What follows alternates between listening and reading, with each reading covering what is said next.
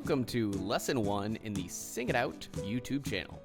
So the idea is, I've taught for a handful of years now, and whether that's general music, whether that's instrumental ensembles, whether it's choral, I always find students, especially younger students, trying to find their voice. Often what we do is we hear songs on the radio and we want to sing along. But what we don't know as younger students is that those people who are, those professionals singing often have wider vocal ranges than us. So as a child, when I was younger, that frustrated me because I always wanted to match my voice to theirs, but then I just couldn't, and then I didn't feel comfortable with it, and then the biggest problem that then started to happen was that I got frustrated with singing, so I kind of gave it up for a while until I, became more of a musician from high school into college, into now being a teacher. So what the point of this is short little lessons on listening to some of your pop songs and being able to put them in vocal ranges that you may or may not like.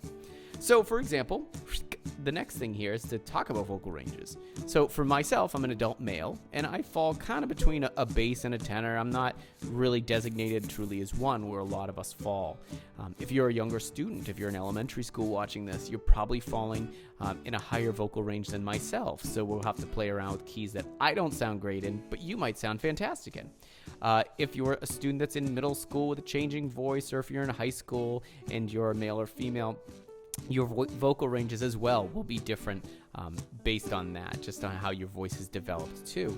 And if you're an adult female watching this, your voice, again, if you're an alto or soprano, might match well or might not find great keys in what I'm doing.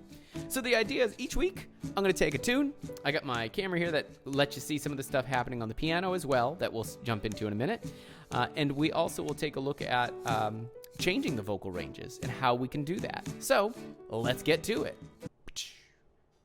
So first off, I have Riptide here, and I love Riptide because it's just easy chords. Now, I've chosen a piano because I feel like that's the most accessible, especially if you have a MIDI keyboard at home or if you just go to an online website and you can find piano notes. Now, that's not to say you can't do this on ukulele or guitar. It just becomes more complex because your notes aren't laid out as easy, not as easy on piano, but as simpler as you can watch me do it here, and then I could show you.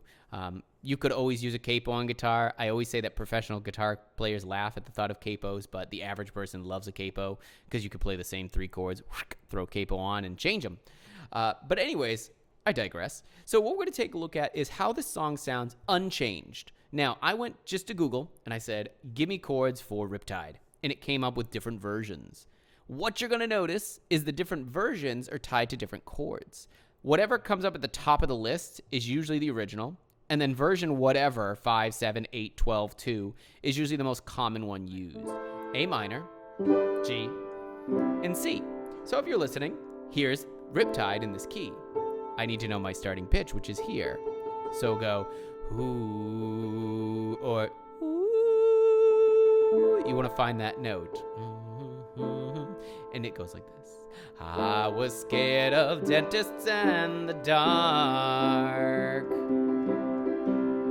I was scared of pretty girls and starting conversations. Oh, all my friends are turning green. You're the magician's assistant in their dream. Oh,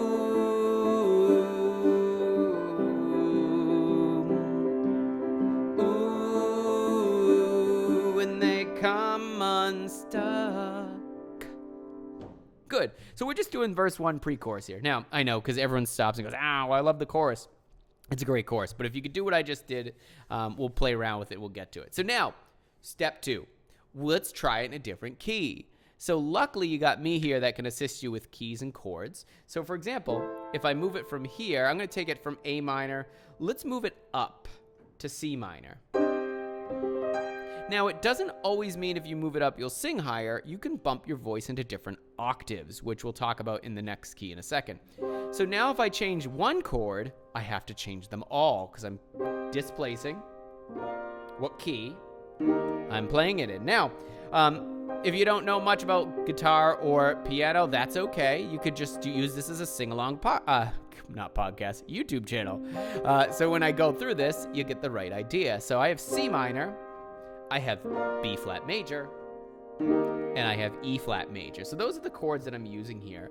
But I have to know what's my starting pitch. If I don't know that, it's going to be real rocky to go, and your voice is going to be trying like throwing darts into the dark room and not knowing what you're doing. So here is my starting pitch. Ooh, I'm right here, or ooh, or ooh. Yeah, that was terrible, but you get the idea. It's in different octaves. It's what's comfortable for you. So, for example, it goes like this. I was scared of dentists and the dark. I was scared of pretty girls and starting conversations. Oh, all my friends are turning green. You're the magician's assistant in their dream. Ah, ooh.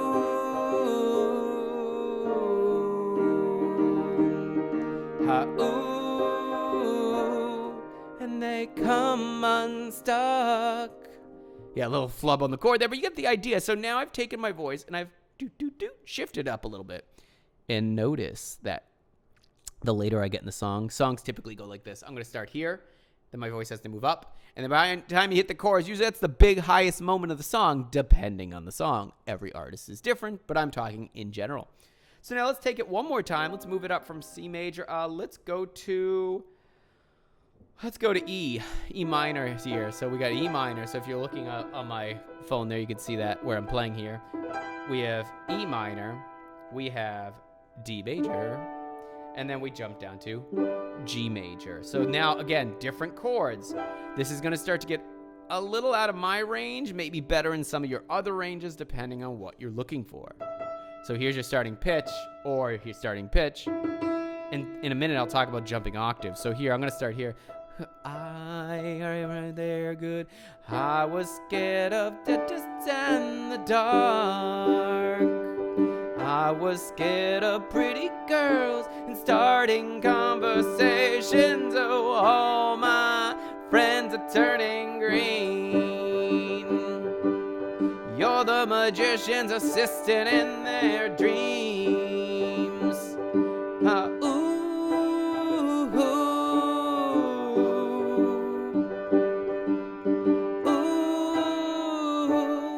And they come unstuck.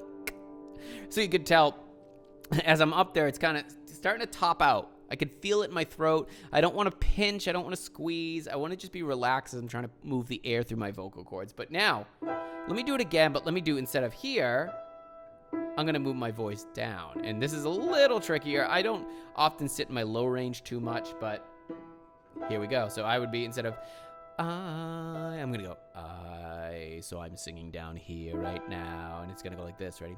I was scared of dentists and the dark.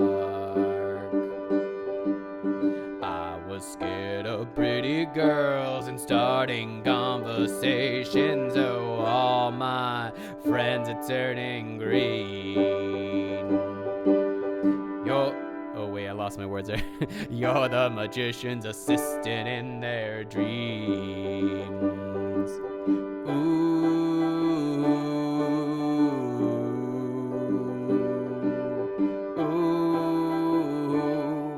and they come unstuck. Lady running down to the riptide and taken away to the dark side. I wanna be your left-hand man. And then what I did there is I jumped back up the octave to make it a little bit easier for my voice there. Anyways, so you kind of get the idea. So this was a little intro to what we'll do through these lessons. In the comments, if you tell me a song you want to work on, a song you want to put in a singable key, I'll go ahead and I'll record that for the next one. So that's the idea. Since it's a newer channel here, like it, subscribe to it, pass it along, and we'll keep building it up with different songs that you can put in a key that works for your voice. All right, friends, that's about the time, a 10-minute mark. Have a great day.